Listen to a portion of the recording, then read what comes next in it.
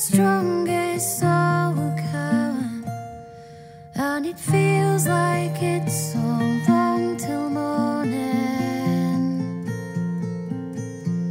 I know your weary head needs rest, and we both know you've done your best. So I'll hold your hand until the day comes dawning. I know the world's been cruel of late, and your heart can't bear the weight, and it feels like it's so long till morning. But together we're bound, so I will keep you safe and sound, and I'll hold your hand until the day comes dawning. Don't worry, let the night go drifting by, and tomorrow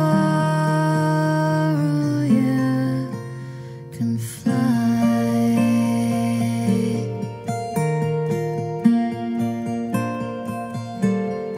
In the dark night you were lost, counting stars to count the cost, and it feels like it's so long till morning. So I will catch the moon's bright beams to guide you gently to your dreams, and I'll hold your hand until the day comes dawning. When there's stillness all around, and your heart's a deafening sound, and it feels like it's so long till morning, I will stay with you, old friend, so you can hear and you can mend, and I'll hold your hand until the day comes dawning. Don't worry, let the night go drifting by, and tomorrow you will fly.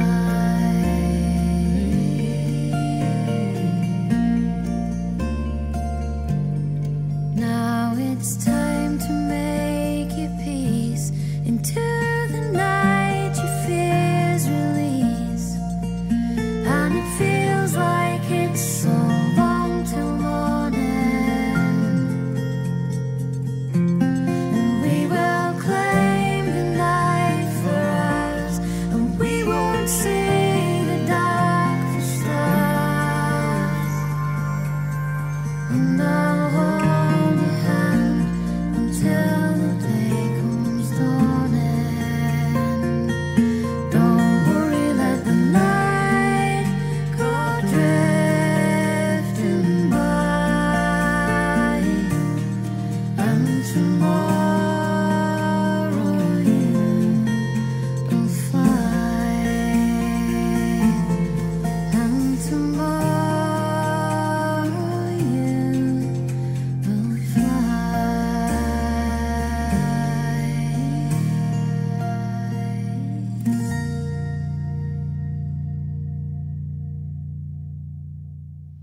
The statue's called The Water of Life, and it is the story of the woman at the well. It's in the courtyard at Chester Cathedral, and I went to visit it with a friend a couple of years ago, having seen an image of it a few years before that had really impacted on me. The song is sung by Kate Rusby, and here are some of the words.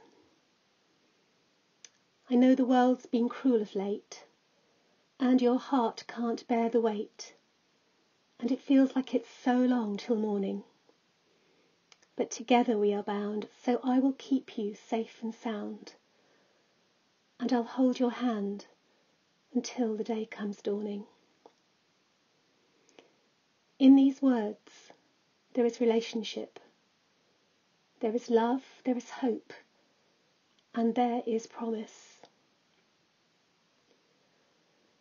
What is it about the story of the woman at the well that draws so many of us in? The woman who in the dusty heat of the day is drawn into a conversation with Jesus. This woman who is very likely, because of her lifestyle, to be sidelined by the rest of her community. This woman who could expect to be discriminated against by Jesus on the basis of her sex, her sexual lifestyle, and her ethnicity. What is it about the story of this woman who feels able to challenge this man who offers that she will never be thirsty again, and who receives the words, "The water that I will give will become a spring of water welling up to eternal life"? And what is it about the woman who responds, not quite getting it yet, "Sir, give me this water, so that I will not be thirsty or have to come here to draw water"? What is it about this story? What is it about this woman? And what is it about this man sitting by the well? Maybe a clue is seen in the Water of Life sculpture by Peter Broadbent. It is erotic. And by that I mean about desire, not erotic as we normally understand it. Erotic in that it's about our deepest desire for God and God's deepest desire for us. The woman is drawn in by the loving, accepting, forgiving eyes of Jesus. She is allured. She is drawn in. For me, this image speaks of the words of God to the unfaithful woman in Hosea. God says, "Therefore I am now going to allure her. I will lead her into the wilderness and speak tenderly to her." Here there is relationship. Here there is love. Here there is hope. And here there is promise. The woman has been drawn in. She has been allured. She's been led into the wilderness and an awareness of her aridity and dryness.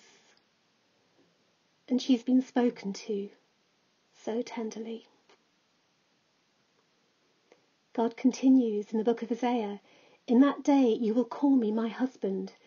You will no longer call me my master. I will remove the names of the Baals from her lips."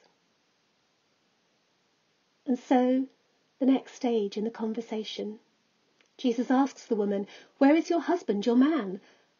And if, maybe even as a Samaritan, she knew these words from Hosea, maybe she hears, "Where is your Baal? Where is your Lord? Where is your husband, your man?" When we hear this question of Jesus, I wonder how much of our own story and state of being affects how we see it. In the question of Jesus, who has spoken and called tenderly in love, the woman stands in the loving gaze of God. I wonder what was going through her mind in being brought to consider her sexual history. Maybe she's reminded of having stepped out of the moral code for Jews and Samaritans. Maybe she's remembering a difficult history of being handed down from one brother to another in marriage, as the brothers died in succession without heir. Maybe she thought about the reasons for being in a relationship with someone not her husband. We just don't know the answers. But it does seem pretty safe to assume that her story and lifestyle would have been frowned upon, and indeed maybe why she's having to come to the well at the hottest part of the day in the first place. To avoid disapproving gazes of others, or maybe guilt or shame in herself. And so maybe she does feel guilt at what she's done, or shame in who she is. Sometimes one of the most powerful experiences of God's love is when we stand before him naked in all our sin and shame and truly realise in that awful moment the extent of his love for us, a love that rejoices over us with singing. I like to see in her response a rapid response, a growing recognition of that love and acceptance. Rather than denying what Jesus says, she recognises he is a prophet. And for me, I see in her a real depth and strength of character that's been honed in adversity. I've spent the last few weeks pondering over what it means to grow as a woman of faith. And lots has been written about stages of faith. And what becomes apparent is that there are many different patterns and ways that we relate to God. And whether by nature or by nurture, there are patterns more commonly seen in women than are seen in men. I love this quote by Sandra Schneider. When I first read it, I thought, oh yes, that's how I have lived and worked through my life. And she's talking about feminist spirituality, and she says this: it prefers networks to chains of command. It prefers webs to ladders and circles and mosaics to pyramids and weaving to building. It wants discourse to be both rational and effective, dialogue to replace coercion, cooperation rather than competition, power to be used for empowerment rather than mastery, persuasion to take the place of force. How do we respond to this? Are we more about chains of command or networks, ladders or webs? What does it mean to be a woman of God? And what does it mean to have a woman's journey of faith?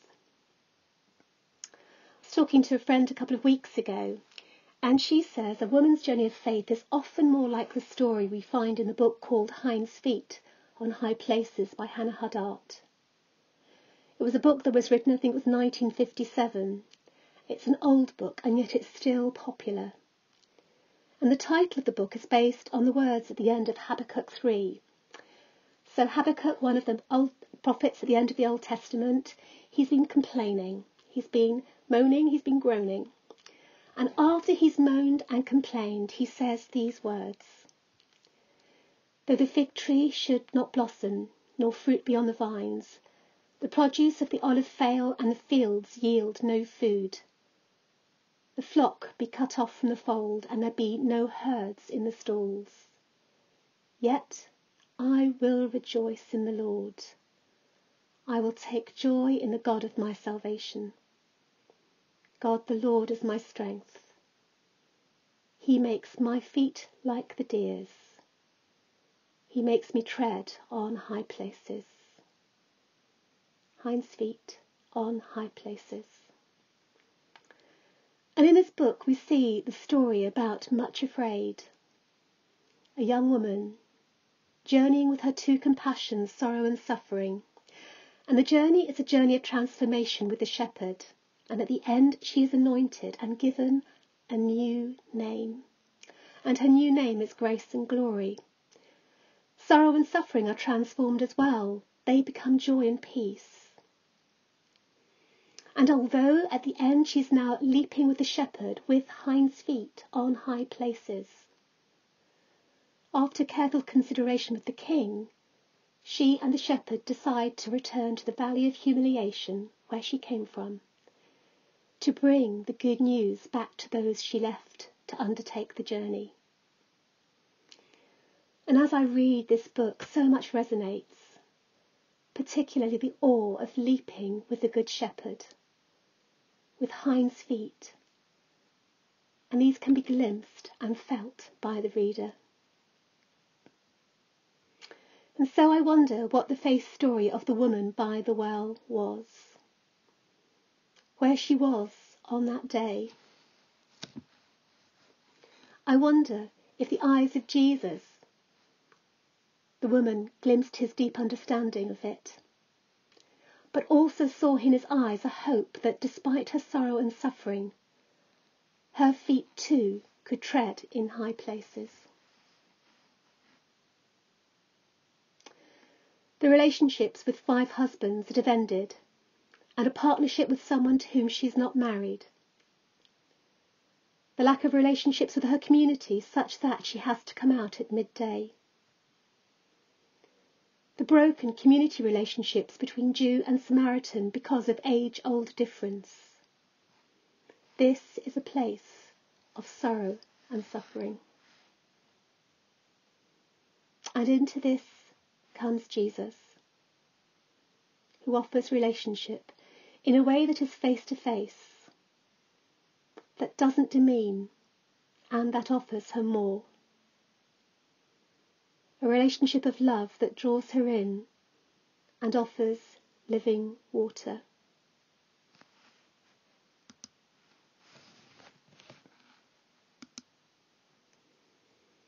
I know the world's been cruel of late, and your heart can't bear the weight, and it feels like it's so long till morning. But together we are bound, so I will keep you safe and sound, and I'll hold your hand until the day comes dawning. When we think about our relationship with God, there seem to be so many ways of looking at it. One of the ways I've found helpful is the repeated cycle of romance, disillusionment and joy. Chris and I came across it when we went on our Engaged Encounter weekend back in 1983. And it's been something that's informed our marriage relationship. But for me it also speaks of the journey of faith. There are times of romance. For lover and beloved, all is good. Then there are times of disillusionment, triggered by life events or by discordance and dissonance in the relationship. And then there are times of deeper joy. And so the cycle repeats itself. To parallel with Psalm 23, the green pastures and still waters and restored soul would be romance. The valley of the shadow of death, disillusionment. And the cup running over, a realization that goodness and mercy will follow all the days of our life, would be joy. And this cycle repeats itself as we walk with the Lord our Shepherd.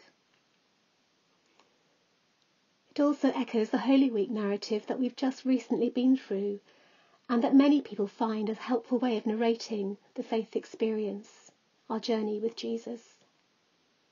The romance of Palm Sunday, the disillusionment of Good Friday, the liminality of Holy Saturday, and the joy, the deep joy of Easter Sunday. I wonder where in this cycle the woman at the well was. I wonder where each of us are now. Because it is about relationship. It's about our love relationship with God, the lover and the beloved. And this is what we see in the statue at Chester Cathedral, in the words in Hosea, and in the words in the Song of Songs. The metaphor of Christ the bridegroom and the church the bride is both individual and communal. If we had to tell others about the story of our relationship with God, how would we tell it? We have an idea of how the woman at the well might have told it. He told me everything I ever did. How would we describe the shape of our relationship with God at this time? What would we use to do that? Words? Mosaic tiles? Crayons? Music? How do we sustain the relationship? What fuels do we put into the fire? And how do we share the relationship with others? And how do we see the future of this relationship?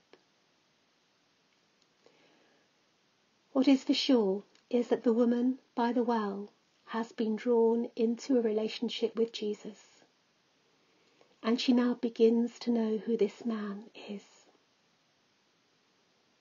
Jesus continues, "But the hour is coming and is now here when the true worshippers will worship the Father in spirit and truth. For the Father is seeking such people to worship him. God is spirit, and those who worship him must worship in spirit and truth." The woman then said to him, "I know the Messiah is coming. When he comes, he will tell us all things." Jesus said to her, "I who speak to you am he." Then, as with so many wonderful conversations as a woman, it was interrupted. Not by a phone call from elderly parents or by a child who'd fallen and hurt their knee, but by the disciples who came back. The disciples that didn't say, "What are you looking for?" or "Why are you talking with her?" but instead marvelled that he was talking to a woman. And I wonder what changed in them and in their attitudes to women as they saw Jesus being countercultural, modelling true gender mutuality. The woman puts down her water jar and goes away into the town and says to the people, "Come and see. Come and see a man who told me all that I ever did. Can this be the Christ?" And they, the people of the town, listened and then acted and came out of the town to see him. In the dark night, you are lost, counting stars to count the cost, and it feels like it's so long till morning. So I will catch the moon's bright beams to guide you gently through your dreams, and I'll hold your hand until the day comes dawning. This song by Kate Rusby, on the surface of it, is about friendship and journeying together as fellow brothers and sisters.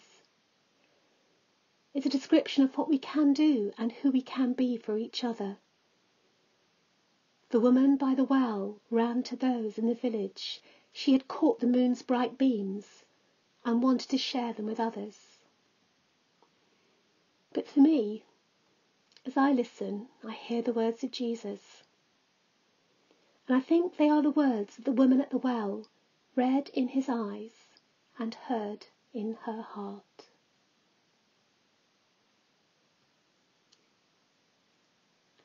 In the statue of the water of life, the love relationship of God for us is illustrated in the gaze of the eyes of Jesus. The provision of God is seen in the bowl of water,